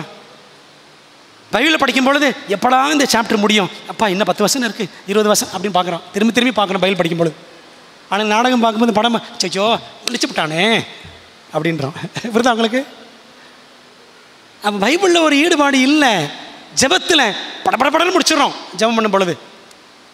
ஆனால் அதை பார்க்கணும்னா 2 மணி நேரம் 3 மணி நேரம் பத்த மாட்டேங்குது, பசி எடுக்க மாட்டேங்குது, தூக்கம் வர மாட்டேங்குது. புரியுதா உங்களுக்கு? அன்பானவர்களே, யோசித்து பாருங்கள், நம்ம எங்கேயாவது சிக்கியிருக்கிறோமா? சிந்திக்கணும். ஆனபடியால் நீங்கள் அவர்கள் நடுவிலிருந்து புறப்பட்டு பிரிந்து போய் அசுத்தமானதை தொடாதிருங்கள் என்று கர்த்தர் சொல்லுகிறார். 2 கொரிந்தியர் 6:17. டிவி பார்க்கணும், நாடகம் பார்க்கணும், இந்த மாதிரி ஒரு வேளை நம்ம சிக்கியிருக்கிறோம் அப்படின்னா நீங்கள் என்ன செய்யணும்னா, மீகா 2:10 மனப்பாடம் பண்ணிக்கணும். மீகா 2:10 மனப்பாடம் பண்ணிக்கொள்ள வேண்டும். நீங்களே படித்து பார்த்துக்கோங்க. 2வது, நம்ம அறிய வேண்டியது எது, தேவனுடைய ஆழங்களா சாத்தானுடைய ஆழங்களா? பைபிள் 2 ஆழங்கள் பற்றி பேசுகிறது. 2 ஆழங்கள் பாருங்க. நமக்கோ தேவன் அவைகளை தமது ஆவியினால் வெளிப்படுத்தினார். அந்த ஆவியானவர் எல்லாவற்றையும் தேவனுடைய ஆழங்களையும் ஆராய்ந்திருக்கிறார். 1 கொரிந்தியர் 2:10. பிசாசின் ஆழங்கள் நம்ம படித்தோம், வெளிப்படுத்தல் 2:24. 2 ஆழங்கள் இருக்குங்க, தேவனுடைய ஆழங்கள், சாத்தானின் ஆழங்கள். நம்ம எந்த ஆழங்களில் ஆர்வம் காட்டுகிறோம் யோசித்து பார்ப்போம். தேவனுடைய காரியங்களுக்கு அதிக நேரம் செலுத்துகிறோமா? இருண்ட காலத்தில் உண்டான இந்த இருண்ட சங்கம் இயேசு சங்கம், இயேசு இல்லாத இயேசு சங்கம், இதை பற்றி படிக்கிறது ரொம்ப ரொம்ப ஆர்வமாக இருக்கும் நமக்கு. இலுமினாட்டி, பிளாக் போப் அப்படின்னு படிக்க ஆர்வமாக இருக்கும். சும்மா வெறும் தகவலாக படிச்சிடக்கூடாது, சரிங்களா? கடைசி காலத்தோடு சம்மந்தப்படுத்தி தீர்க்க தரிசன நோக்கத்தில் நாம் படித்து ரட்சிப்பின் பாதையில் வளரணும், அநேகரை சத்தியத்தில் கொண்டு வரணுன்ற தாகத்தோடு நாம் இந்த காரியங்களை, தேவனுடைய ஆழங்களை நாம் ஆராய வேண்டும். அன்பான தேவ பிள்ளைகளே, மகாபாபிலோன், மகாவேசி, இந்த கத்தோலிக்கம் பைபிள் சொல்லுது, தன்னுடைய சூனியங்களால் என்ன பண்ணியிருக்கான், உலகத்தையே மோசம் போக்கி இருக்கிறது என்று வெளிப்படுத்தல் 18:23 வாசிக்கிறோம். தன்னுடைய சூனியங்கள். கத்தோலிக்க சபையை எடுத்துக்கிட்டிங்கன்னா ஒரே வார்த்தை தாங்க, சூனியம். சூனியம்தான், சரிங்களா? ஆனால் அங்கேயும் ஆண்டோடைய பிள்ளைகள் இருக்கிறாங்க, ஆண்டை வெளியே கொண்டு வருவார். நம்ம தான் அழைப்பை கொடுக்கணும். சூனியங்களால், உன்னுடைய சூனியங்களால் பூமியின் ராஜாக்கள் எல்லாம் மோசம் போனார்களே, வெளிப்படுத்தல் 18:23. உலகமே இன்றைக்கி இந்த சூனியத்தின் கீழே தான் இருக்கிறது. ஆண்டவர் நமக்கோ நம்முடைய அன்பினாலே அவர் எவ்வளவு நல்லவர், இந்த சத்தியங்கள் எல்லாம் நமக்கு வெளிப்படுத்தி இருக்கிறார். ஆக பிரியமானவர்களே, ஆண்டவர் ஒப்பு கொடுப்போம். ஒப்பு கொடுத்து உலகத்திலே நடக்க போகிற காரியங்கள் இன்னும் ரொம்ப காலம் அல்ல, சீக்கிரத்தில் ஆண்டவர் வரப்போகிறாரு. நம்ம ஆயத்தமாகவும் ஆண்டவருக்கு ஒப்படைத்து அவருக்கு பிரியமாக நடப்போம். ஆண்டவர் நம்மை ஆசீர்வதிப்பாராக. ஆமென். எங்கள் நல்ல ஆண்டவரே, இந்த நாளுக்காக உமக்கு ஸ்தோத்திரம் செலுத்துகிறோம். ஆண்டவரே, இந்த உலகமே அழிவை நோக்கி போய்கொண்டிருக்கிறது. ஆனால் தேவன் எங்களை உம்முடைய சத்திய வசனத்தின் மூலமாக ரட்சிக்கவும் பரலோகத்திற்கென்று எங்களை ஆயத்தப்படுத்தவும் நீர் சித்தமுள்ளவராயிருக்கிறீர். நன்றி செலுத்துகிறோம். கர்த்தருடைய ஆலயத்தில் வந்து அமர்ந்து ஆண்டவருடைய வசனங்களை படிக்க எங்களுக்கு கொடுத்த நல்ல கிருபைக்காக உமக்கு ஸ்தோத்திரம். ஆதி முதல் சத்ருவாகிய சாத்தான் காலங்களுக்கு ஏற்ப அவன் செயல்படும் விதங்களை நாங்கள் படித்து கொண்டிருக்கிறோம். ஆண்டவரே, நன்மைக்கும் தீமைக்கும் இடையிலான, சத்ருவுக்கும் சத்தியபரருக்கும் இடையிலான போராட்டம் நடந்து கொண்டே இருக்கிறது. சீக்கிரத்தில் முடிய போகிறது. ஆண்டவரே, இந்த போராட்டத்தில் நாங்கள் இயேசுவின் பக்கம், சத்தியத்தின் பக்கம், வேதாகமத்தின் பக்கம் நிற்கிறவர்களாக கர்த்தர் எங்களை மாற்ற வேண்டும் என்று ஜெபிக்கிறோம். கர்த்தாவே, உலக காரியங்களுக்கும் ஆண்டவரே உலகத்தின் கவர்ச்சிகளுக்கும் பிசாசனுடைய கண்ணிகளுக்கும் தந்திரங்களுக்கும் நாங்கள் அகப்பட்டு சிக்குண்டு ஆண்டவரே எங்கள் வாழ்க்கை சீரழிந்து போகாதபடி கர்த்தர் எங்களை கிருபையாக மீட்கும்படி ஜெபிக்கிறோம்ப்பா. நாங்கள் எங்கே ஆகிலும் வெளிப்படையாகவோ மறைமுகமாகவோ நாங்கள் ஆண்டவரே பாவத்தில் அசுத்தங்களில் சிக்கியிருப்போம் என்றால் ஆண்டவர் எங்களை விடுவிக்கும்படி உம்முடைய சமூகத்தில் ஜெபிக்கிறோம். அப்பா, உலகம் எங்களுக்கு மிகவும் ஈர்ப்பாக இருக்கிறது. ஆண்டவருடைய வேதமோ எங்களுக்கு அவ்வளவு ஈர்ப்பாக இல்லை. ஆண்டவரே, கொஞ்சம் கசப்பாகத்தான் இருக்கிறது. கர்த்தர் இந்த நிலையை மாற்றும்படி வேண்டுகிறோம். இந்த நாளிலே தகப்பனே, உம்முடைய சமூகத்தில் வந்திருக்கிற ஒவ்வொருவரையும் தொடுங்க. வேதத்தையும் சாட்சியாமத்தையும் கவனிக்க வேண்டும் என்று வேதம் சொல்லுகிறது. வேதாகமத்தையும் ஆண்டவருடைய கட்டளைகளையும் தீர்க்க தரிசன புத்தகங்களையும் நாங்கள் படித்து ஆண்டவர் கண் திறக்கப்பட்டவர்களாக ஆண்டவரே இந்த உலகத்தில் பிசாசின் வஞ்சங்களுக்கெல்லாம் நாங்கள் விலகி கிறிஸ்துவை மெய்யாய் பின்பற்றுகிறவர்களாக, கிறிஸ்துவை பெயருக்கு ஏற்ப, கிறிஸ்தவர்கள் என்ற சொல்லுக்கேற்ப வெளிப்படுத்துகிறவர்களாக கர்த்தரை மாற்ற வேண்டும் என்று கெஞ்சுகிறோம். இந்த நாளில் வந்திருக்கிற எல்லாரையும் ஆசீர்வதிங்க. கர்த்தாவே, உம்முடைய ஆவியினால் நிரப்புங்க. இந்த உலகத்தில் இருக்கக்கூடிய சூனியங்களுக்கும் மாயைகளுக்கும் ஆண்டவரே எங்களை விளக்கும்படி காக்கும்படி ஒப்புக் கொடுக்கிறோம். ஜெபத்தை ஏற்றுக்கொள்ளும் தகப்பனே. இந்த நாளில் விண்ணப்பங்களோடு தேவைகளோடு வந்திருக்கிற பிள்ளைகளுடைய விண்ணப்பங்கள் தேவைகள் எல்லாம் சந்தியும். கவலை கண்ணீரோடு வந்த பிள்ளைகளுக்கு ஆறுதலும் சமாதானமும் தாரும். நோய் நொடிகளோடு வந்திருக்கிற பிள்ளைகளுக்கு சுகம் பலன் கொடுங்க. ஐயா கருணாநிதி அவர்களுக்காக ஜெபிக்கிறோம். நல்ல சுகத்தை அவருக்கு தாரும். வெளிமலர் சோனியா ஆகியோருக்கு நல்ல சுகமான பிரசவத்தை கட்டளையிடும். ஜீவரத்னமா ஜோயல் ஆகியோருக்கு ஆண்டவர் நல்ல பரிபூர்ண சுகத்தை ஆண்டவர் கொடுங்க. யாரையோ சுகனமாய் இருக்கிறார்களோ, சுகனமாய் வந்திருக்கிறார்களோ அவர்கள் எல்லாம் கர்த்தர் தொட்டு ஆசீர்வதித்து அனுப்புங்கப்பா. எங்கள் ஜெபத்தை ஏற்றுக்கொள்ளுங்க. தெய்வ சமாதானத்தால் எங்கள் உள்ளங்களையும் இல்லங்களையும் ஆண்டவர் நிரப்பி உடைய வருகைக்கென்று ஆயத்தமுள்ள அட்வென்டிஸ்டுகளாக கர்த்தர் எங்களை மாற்றும்படி இயேசுவின் நாமத்தில் ஜெபிக்கிறோம் நல்ல பிதாவே, ஆமென். பரமண்டலங்களில் இருக்கிற எங்கள் பிதாவே, உடைய நாமம் பரிசுத்தப்படுவதாக, உடைய ராஜ்யம் வருவதாக, உடைய சித்தம் பரலோகத்தில் செய்யப்படுவது போல பூமியிலையும் செய்யப்படுவதாக. எங்களுக்கு வேண்டிய ஆர்த்தி என்று எங்களுக்கு தாரும். எங்கள் கடனாளிகளுக்கு நாங்கள் மன்னிக்கிறது போல் எங்கள் கடன்களை எங்களுக்கு மன்னியும். எங்கள் சோதனைகள் பிரவேசிக்க பண்ணாமல் தீமின்றி ரட்சித்துக் கொள்ளும். ராஜ்யம் வல்லமை மகிமை என்றைக்கு முடிவுகளே, ஆமென். நாத்மாவே கர்த்தரை ஸ்தோத்திரி, என் முழு உள்ளமையோட பரிசுத்த நாமத்தை ஸ்தோத்திரி. நாத்மாவே கர்த்தரை ஸ்தோத்திரி, அவர் செய்த சகல பாரங்களையும் மறவாதே, ஆமென். நம்முடைய கர்த்தராக இருக்கிற இயேசு கிறிஸ்துவின் கிருபையும் பிதாவின் அன்பும் ஆவியானவர் ஐக்கியமும் ஆசீர்வாதமும் தேவதூதர்களின் காவலும் வழி நடத்தலும் நம்ம எல்லாரோடும் இன்னும் என்றும் சதா காலங்களிலும் தங்கியிருப்பதாக, ஆமென்.